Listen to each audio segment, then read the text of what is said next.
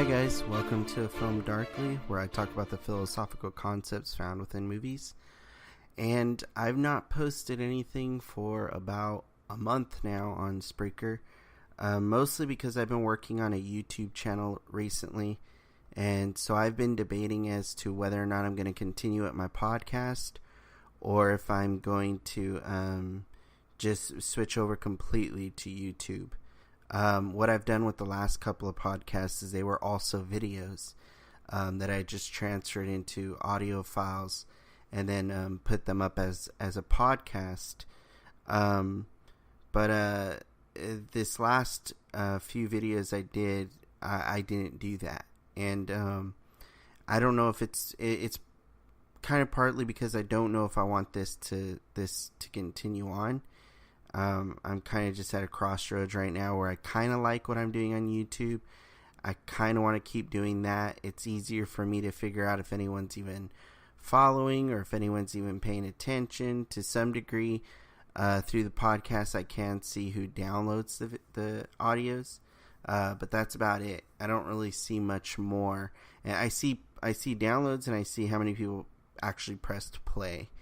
YouTube, it shows me the views and then, it gives me thumbs up, thumbs down, things like that. But it's easier because it's like one spot, and anyone who clicks on it has to go to this one spot. Whereas iTunes, I have no idea what's going on in iTunes. I have no idea what's going on Stitcher, if anything's even going on there. I don't think anything is, to be honest. So anyways, I just thought I would go ahead and do this podcast for now because I have no idea what I want to do yet, and I just figure, you know what, let me go ahead and just do another podcast and sort of not do a video today. I haven't been feeling too great today, so I don't really feel like being on webcam, so I decided to go ahead and do this podcast instead. And what I'm going to talk about is Avengers Infinity War. I did the review on my YouTube channel, and I was going to post it here, and I just never got around to it. I've been so busy lately, and I still am busy because the year's coming to an end on school, and I'm going to have my bachelor's degree in just a couple of weeks, so I'm pretty excited about that, but everything's coming to a head.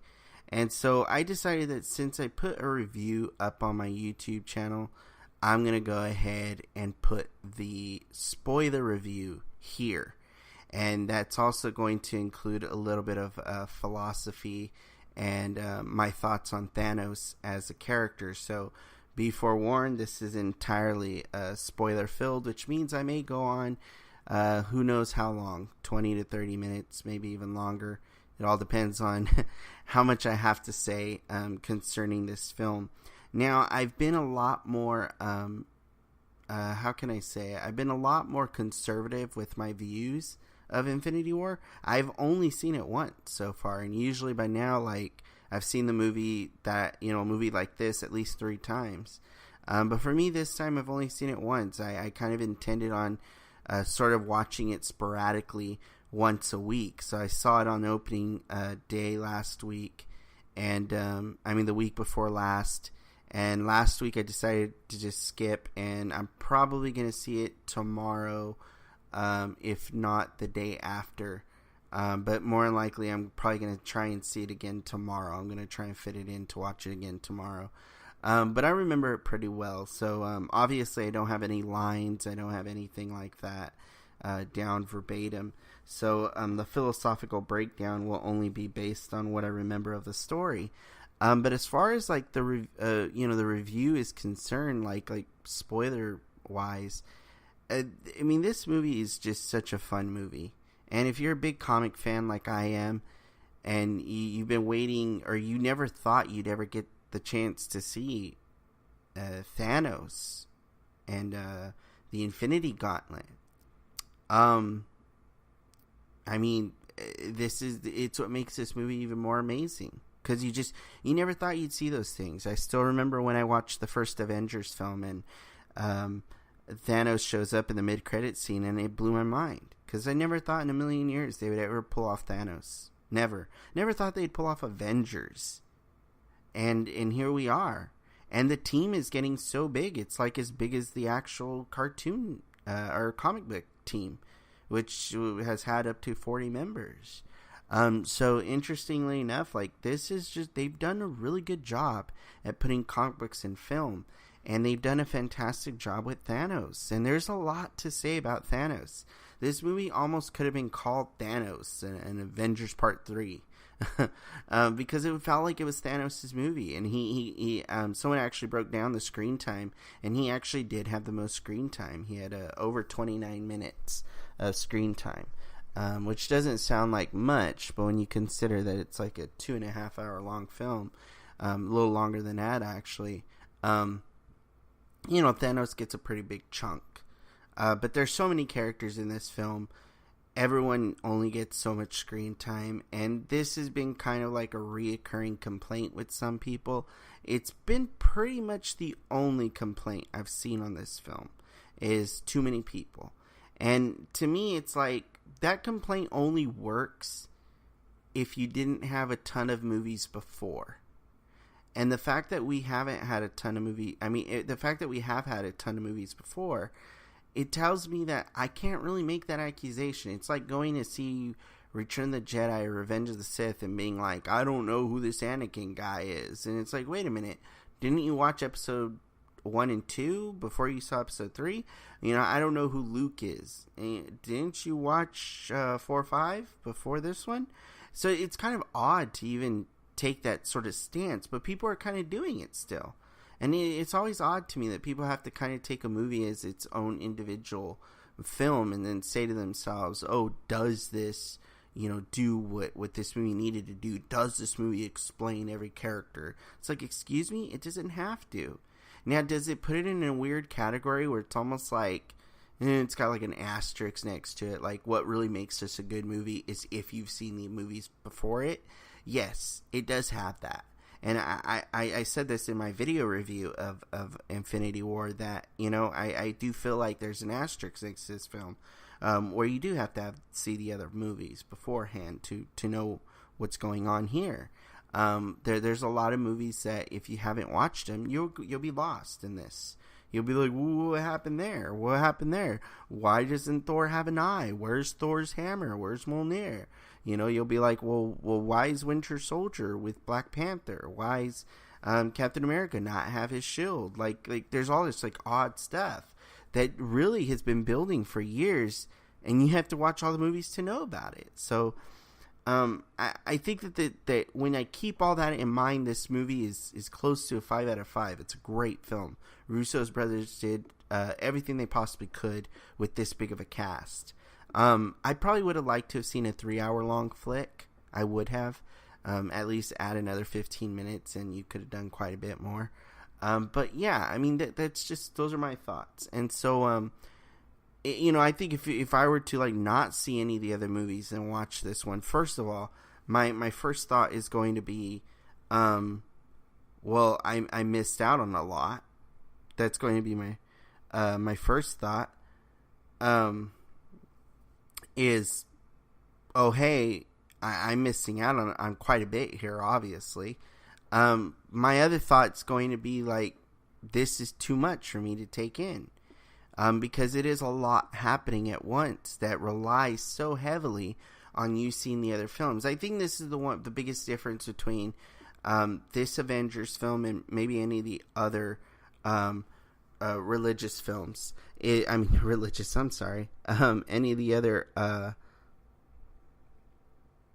the other sorry, somebody's texting me right now and they're asking me what kind of religious person I am.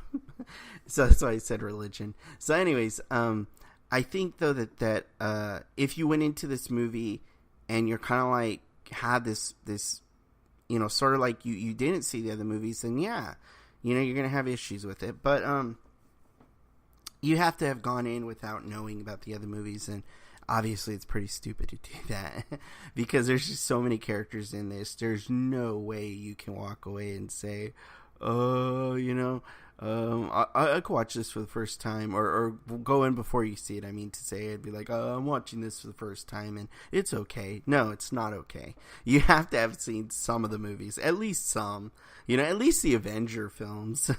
and then walk into this, it'd still be a little lost because there's a bunch of characters that never showed up in the Avengers but are in this. So anyways, to the movie, let's get to the film. So obviously great film. Thanos is an interesting character, and he has this interesting philosophy about the universe, that the universe is sort of like overpopulated, and because of its overpopulation, people are losing resources. So you find out during the film that the way he got Gamora was that he went to Gamora's planet and killed half the people there, and took Gamora. And so Gamora accuses him of being genocidal and all this sort of stuff, which is very genocidal, obviously. But the thing that's interesting is Thanos then tells her, do you know what that your planet's like now? And he's like, it's a utopia. They're thriving. They have food. And so this is kind of like the cornerstone of everything.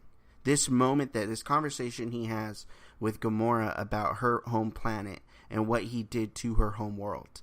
And that's where you sort of get like the gist of what it is Thanos is all about.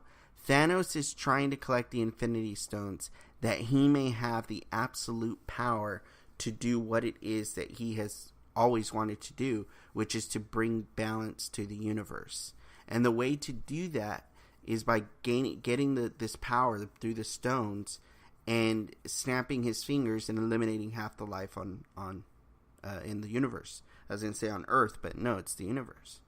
And so it's an interesting little idea, right? And this is something that comes out of the comic. He does snap his fingers at one point and destroys half the life in the universe, which is what if I'm not mistaken, that's what sparks the interest of the entire Marvel universe. So they come after him, and he switches off half the power of the glove to fight them. This Thanos, that's not the case. Like, they're able to take him on even though he has certain Infinity Stones, which I was fine with. The Russo brothers made very clear.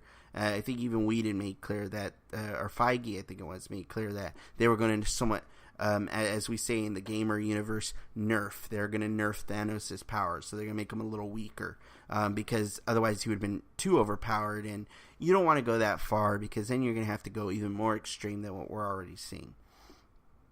So we start off with Thanos already having the Power Stone, which I was a little disappointed with, because I kind of wanted to see him destroy Xandar and get the Power Stone from the Nova Corps. And instead, we didn't get that scene. Instead, Xandar is already destroyed. He's basically on the Asgardian ship, and he's destroyed half the life on the Asgardian ship.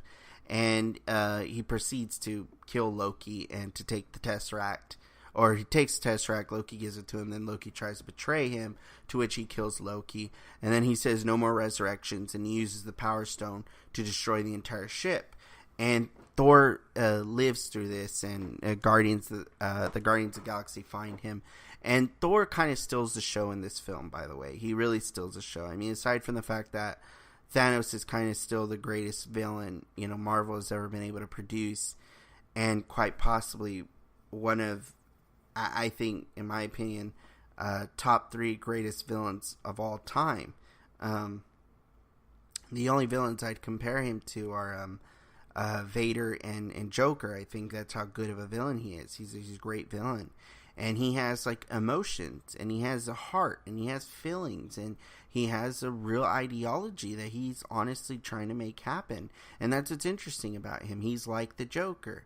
The Joker is this very nihilistic character who believes that at our core, we are complete and utter chaos. And so he believes that we shouldn't be following these weird rules that basically restrict us from being happy. We should just sort of live out this chaotic nature that we have about ourselves. And that's an interesting way of looking at the world, but it's in a sense, it's commendable at least that he has an idea. Now, is it wrong? Yes, I think it's very wrong. But the point is that Joker has this position. Thanos' position is a little different. Thanos is sort of on par with, some of like the views of that you might see in progressivism, which is the idea that, hey, the world is overpopulated. We have to stop populating everything. And no one wants to say let's murder half the people on Earth, but sometimes it seems as though that's where we're kind of going, because it's such a nihilistic thing to say that the world is overpopulated. And so that's the interesting thing with Thanos, right? Is the world is overpopulated. But I'm kind of getting a little off track here. Going back to Thor, the reason Thor steals the show is because Thor kind of builds up. You know, he meets the Guardians, takes a ship, goes off with Rocket and Groot, and they go to find this dwarf, played by Peter Dinklage, who's forged Mjolnir and forged Thanos' glove. And he basically uses Peter Dinklage's character, he tries to get him to form him a new hammer, a new weapon that would be able to destroy Thanos. And this is where we get the storyline for the hammer axe known as Stormbreaker, which is a title originally belonged to the hammer of Beta Ray Bill. And so the reason he has, he's getting this axe because he could take on Thanos with it. All the meanwhile, you have these other two storylines going on where Iron Man is meeting up with the Guardians, the rest of the Guardians, and they're coming together, and Tony Stark and, Doctor Strange and Peter Parker and all them, they're coming together, and they're trying to come up with a plan to stop Thanos, because Thanos is going to come to Titan, this planet, his old planet that's now dead, and they intend on trying to fight him there. And then on Earth, they're kind of getting set up because Thanos has sent his Black Order there to retrieve the stones, and there's only was there 2 stones there? Yeah, there's 2 stones. There's Doctor Strange's stone, which is now with Strange on Titan, and there's a character named Ebony Maw who tries to get that stone, which Ebony Maw is by far one of the best Marvel villains we've ever seen, even though he had very little time in the film. He's very menacing, and he's interesting because he's sort of like a preacher of Thanos. He's kind of like treats Thanos like a god, and he's sort of like a preacher, a messenger, the herald of Thanos, so to speak, who runs around and delivers this message of mercy that some of you will be spared, and half of you will be destroyed, so that you can have balance, and you can be fed, and you can. So it's like mercy to him. I'm giving you. He's giving you mercy, and it's this interesting little idea going on. And so Ebony Maw manages to capture Doctor Strange, but it comes down to they break free and everything, and then they end up on Titan. And you have Captain America show up with the Avengers that are left over, and they kind of all go to Wakanda, and they're there trying to figure out what they're going to do about Vision Stone, the Mind Stone, and because Thanos is eventually going to have to come for that one. There's this interesting little plot, because we never see Thanos. We never see Thanos get the power gem, and we never really see him get the reality stone. He sort of has it already, and then we see him get handed the space stone. So there's 3 other stones. It's soul, time, and mind. Time is what Doctor Strange. Vision has the mind, and the soul is the only one we have no idea. And we find out that it's actually on this odd planet that I don't remember the name of, where apparently the Red Skull has been transported.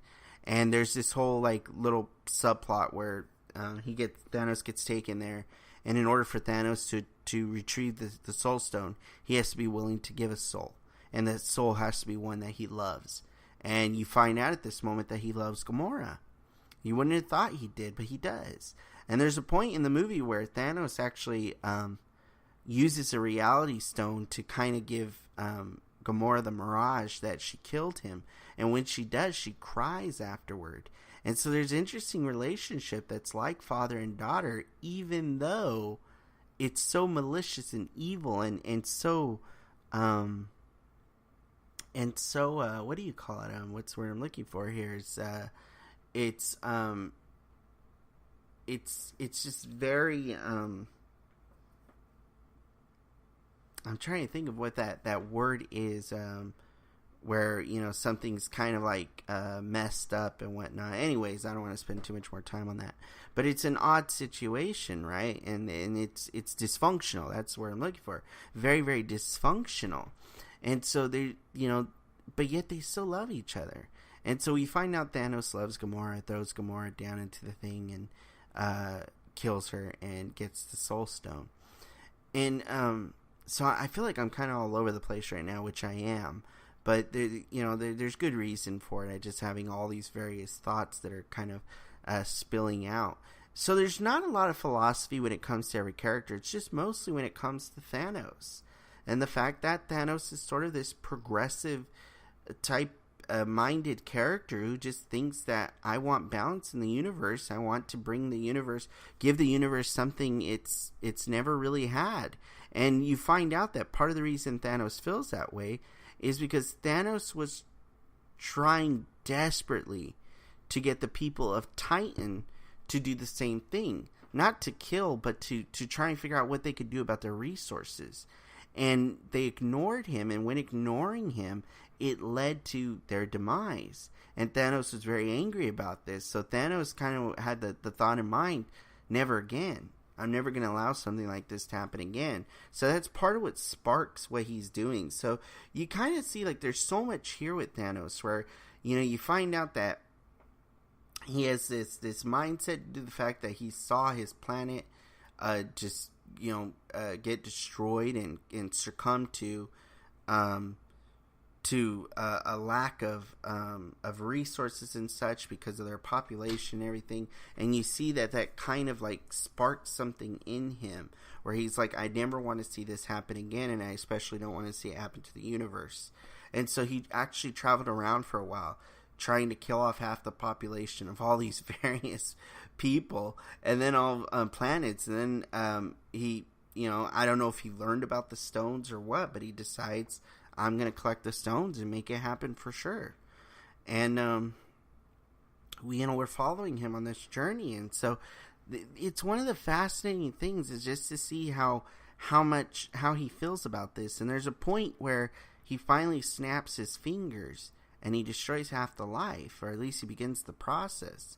And when he snaps his fingers, there's this moment where everything flashes, and he's standing in like basically super shallow water, and a young Gamora is there, and she asks him, what did it cost you to do what he did? And he's like, everything. And he's super emotional about it.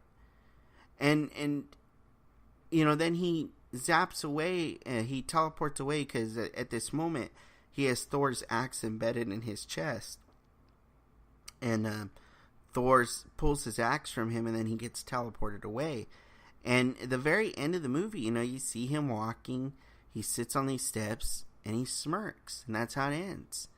And it's not a smirk like, oh, I beat them, you know, haha, I'm the villain. No, it's a smirk like, I did it. Like, I finally did it. And you don't feel like Thanos is a bad guy. You feel like he's a guy with a philosophy and had the ability to make that philosophy happen or manifest, and he achieved that goal. It's very similar to, you know, like Kill Bill with Beatrix Kiddo, trying so desperately to get her revenge for her and her daughter's sake, finding out her daughter's alive, sort of like the universe kind of rewarding her in a way.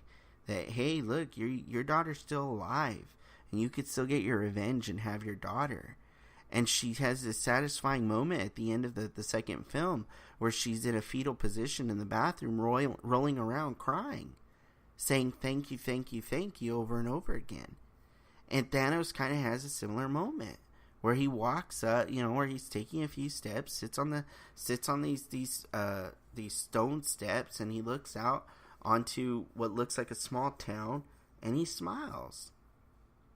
And it's an interesting moment. It's taken from the comic. That's actually how the comic ends, is with Thanos smiling on steps, not because he achieved his goals, though if I'm not mistaken, Thanos, you know, he loses and everything gets reverted, And then he becomes like a farmer, and there's a point where it shows him sitting on his farm smirking or smiling. And it kind of leaves in question whether or not he even remembers what he achieved. So anyways, but with this, though, here it is. Thanos getting what he wanted. And it's interesting to see the villain win. A lot of people say, well, in The Dark Knight, Joker won. Not really. Joker actually lost. And the reason he lost is because of Batman. He didn't anticipate what that character means as a symbol, as a transcendent figure. And I've talked about this before. With Thanos, though, the only way to stop him was in the physical, and they weren't physically able to do it. And it kind of makes you wonder, is Thanos a representation of somebody who purely thinks from this progressive mindset of overpopulation, but someone who has the means to do it? So when we think of the individuals that are often called neo-Marxists, and we think of these people who, who refer to this, who are referred to as this, whom tend to be like the SJW type. I say that with quotations. Who tend to be these people that we see kind of roaming around that are requesting and asking for this social justice for past offenses or things that are still going on today, and trying to sort of change the order of things. And it's interesting because a lot of people will talk about like Marx, and they'll say, well, Marx never really came to fruition because Stalin read Marx, Pol Pot or Mao read Marx, but none of them lived out Marx, because that's not what Marx asked. He didn't ask for genocide. He didn't ask for destruction. He didn't ask for you to burn knowledge. He just said we need to stop thinking about the abstract, and we need to start thinking about ourselves, and we need to stop working this capitalistic way, and we need to start thinking in this more democratic way. And I fully understand where Marx is coming from, and sort of like the essence of what Marx is trying to say isn't necessarily wrong. However, isn't it plausible that the ideologies that Marx put out there and his call to revolution shouldn't manifest itself in certain ways? And if it should, regardless of whether or not it pertains exactly to the model Marx wanted, shouldn't it be said that that model would somehow come out as something like this? And that's the interesting thing, right? And that's what I think Thanos, in a way, represents. He represents what happens when you take that Marxist observation, this interesting view of the world, but you have the ability to manifest it. And it's interesting. It's incredibly interesting, and it's fascinating to think about. And regardless of what kind of utopia Thanos may have brought to the universe by doing what he did, the fact still remains: the lives that had to be taken to do it. Is it possible that Stalin knew the lives that had to be taken to do what he wanted to do? Is it possible that many of these others who were influenced by Marxist ideology thought that? Is it possible that Marxism itself can't work unless the population is smaller? As somebody who has written a paper about Christian anarchism, is it not possible that in order for my view of this Christian anarchy to come to fruition takes the elimination of people? Something anti-Christian. But is it anti-Marx? Now, there's a little bit of a little point that I threw in there. And this isn't meant to strawman Marx. This isn't meant to say anything negative about some of these pursuits. All I'm simply doing is suggesting something, taking an observation of what Marx taught and an observation of what Thanos represents. And I think it's incredibly interesting. As someone suggested, Thanos is a bit of a utilitarian. You know, the needs of the many outweigh the needs of the few, so to speak. You know, this idea that, yes, I may be destroying lots of lives, but it's sacrifice for the better of others. You know, to better the lives of others. And that's an interesting idea. It's a very fascinating idea where you almost can't say that the morality of it is not incorrect. It's the action of the maybe I'm saying this wrong. What I should say is that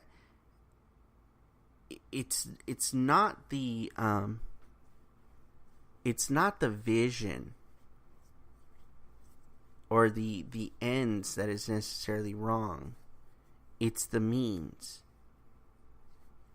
You know, so does the end outweigh the mean? You know, does the ends outweigh the means? And some people believe that is the case. Some people believe it doesn't matter how you got there as long as you got there. I've actually heard someone say that before. Someone was pointing out certain atrocities that politicians were doing. And it was, I mean, to be fair, I'll be fair about it. It was someone that was pointing out democratic issues with you know, the Democrat Party. And somebody responded to that and it was like, the ends always outweigh the means. And I was like, whoa. You didn't even just try to debate whether or not his accusations were right or wrong. You just stuck to the value. This is what's valuable. It doesn't matter if those Democrats may have done something that was this vicious and vile and wrong. The ends justify the means. And that's, I don't know. And that's the question with Thanos, isn't it? Does the ends justify the means? To Thanos, they do. To Thanos, they do. But Thanos isn't the one at the other end of the barrel.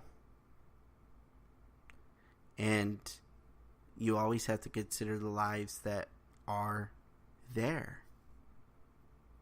You know, it's interesting because when people really start to think about some of their views when it comes to something like Marxism, something like a system changing ideology, there always comes a point, at least I hope there does, I don't think it's always happened, but I think sometimes it happens, where you suddenly say to yourself, how do I make this manifest? And when you think about the method by which you'd have to take to make it manifest, you suddenly don't know whether or not you want to believe that anymore. I've seen that happen. I've seen somebody talking about their viewpoint on changing the system, and they came to that realization. Where it's like, well, what do I do about that, though? It doesn't mean they abandon their belief or what they want to see happen, but they definitely have a very difficult time really asking how to implement it, because to implement it means death. It means destruction, and we don't often think about that.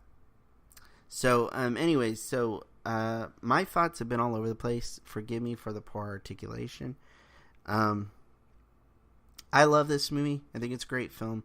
I think in a lot of ways Thor stole the show in terms of action. I think the movie had stupendous action, by the way.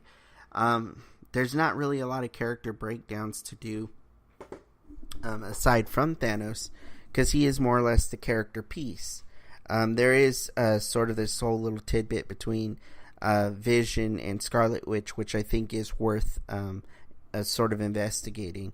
But I don't really care to do that right now. Maybe if I watch it again, I'll do another spoiler review where I'll break down another philosophical element in the film. Or maybe I'll remember something I didn't remember the first time around, and I'll try and tackle this again. But at this point in time, I think this is going to do it for me. So, anyways, thanks for listening, guys. Hope you enjoyed, and I will talk to you next time. Don't forget to like, share, subscribe, and I now have a Patreon account, so if you want to support me, you can go to Anthony Paceno on YouTube, and there's a link to the Patreon on my videos. Check out my other review if you want, my non-spoiler review. So anyways, thanks for listening. Talk to you guys later. Bye.